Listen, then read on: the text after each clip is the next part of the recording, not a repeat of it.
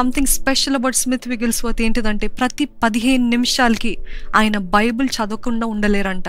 ప్రతి అరగంటకి మోకరించి ప్రార్థించకుండా ఉండలేరంట. అర్థమవుతుందండి? ఈరోజు మన దగ్గర ఉంటాయి కదండి ఫోన్స్.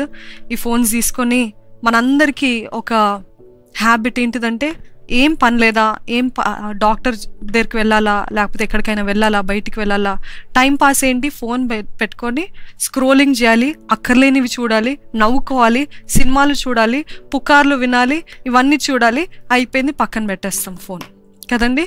కానీ పక్కన పెట్టిన తర్వాత మరలా ఏం తోచదు, చేయంత దురదగా ఉంటుంది కదా.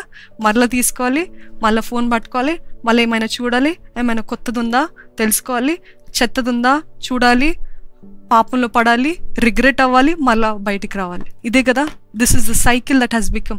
ఒక రొటీన్గా వెళ్ళిపోతుంది. ఫోన్ దేనికి వాడుతున్నారండి? What are you using your phone far?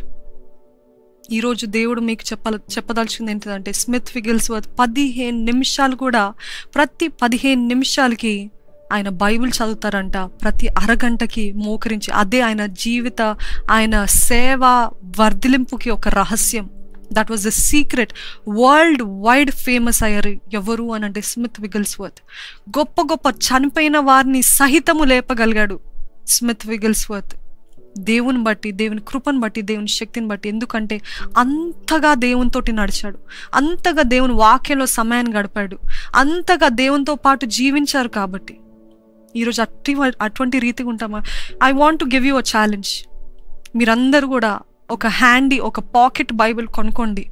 Take this as a challenge. ఒక సవాల్గా తీసుకొని ఒక హ్యాండీ చిన్న పాకెట్ బైబిల్ తీసుకోండి. ఎప్పుడైనా మీకు ఫోన్ పట్టుకోవాలని దురద లేకపోతే ఆశ కలుగుతుందా? ఆ ఫోన్ కలిగిన ఆ ఆశని పక్కన పెట్టి బైబిల్, ఆ పాకెట్ బైబిల్ మీ చేతిలో స్మిత్ విగిల్స్వర్త్ లాగా ఏం చేద్దామంటే ఎక్కడికి పడితే అక్కడ మన బైబిల్స్ తీసుకెళ్దాము. ఫోన్ పట్టుకోవాలని ఆశ కలిగినప్పుడల్లా బైబిల్ తీసి ఓపెన్ చేసి చదువుదాం. ఓకేనండి? Are you ready for the challenge? At least ఒక వన్ వీక్ చేస్తే మీకు అలవాటు అయిపోతుంది.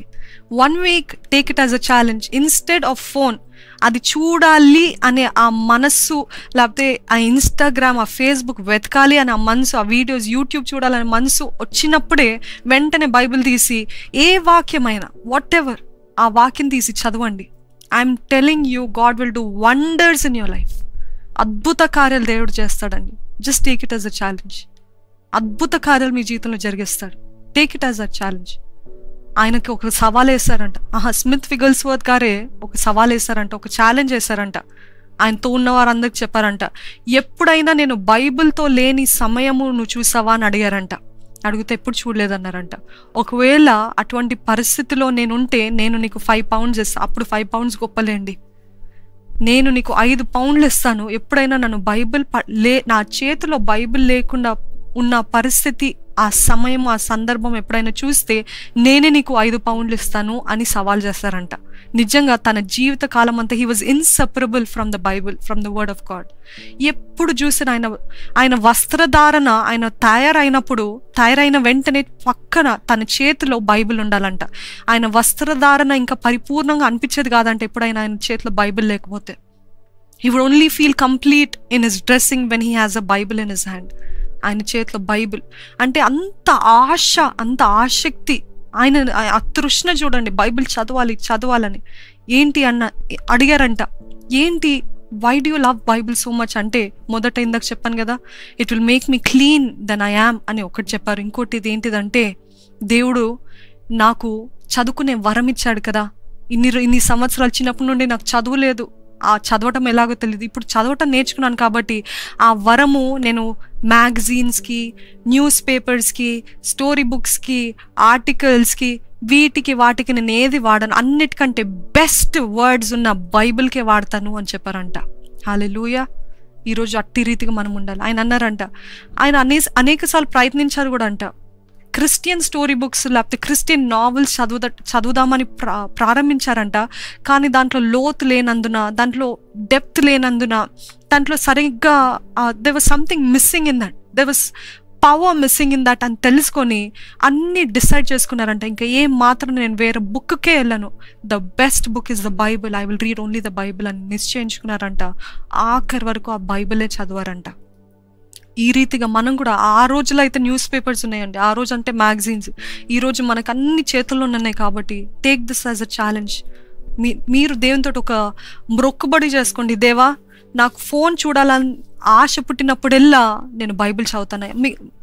మరొక్కసారి జ్ఞాపకం చేసుకోండి, మీకు అక్కర్లేదండి లోకపు వార్తలు, లోకపు మనుషులు, లోకంలో ఎవరు ఎలాగున్నారు, ఏ సినిమా రిలీజ్ అవుతుంది, ఇది అంతా మనకు అక్కరే లేదు.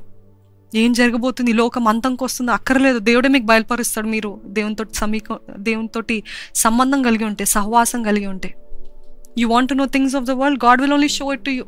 దేవుడే బయలుపరుస్తారు. ఇంకా లోకమేమో అబద్ధము చెప్తుంది, అబద్ధము నిజంగా చూపిస్తుందేమో, న్యూస్ కూడా అబద్ధము నిజము అబద్ధంగా చూపిస్తుంది. కానీ దేవుడు సత్యవంతుడు. ఆయనతోటి సంబంధం కలిగి ఉంటే, ఆయనతో సహవాసం కలిగి ఉంటే, ఆయన ఈ రోజు ఏంటి, రేపేంటి, రాబో కాలం గురించి కూడా అన్నీ కూడా మనకి చెప్తాడంట. ఆయనను అడగండి, ఆయనతో సంభాషించండి, ఆయనతో మాట్లాడండి.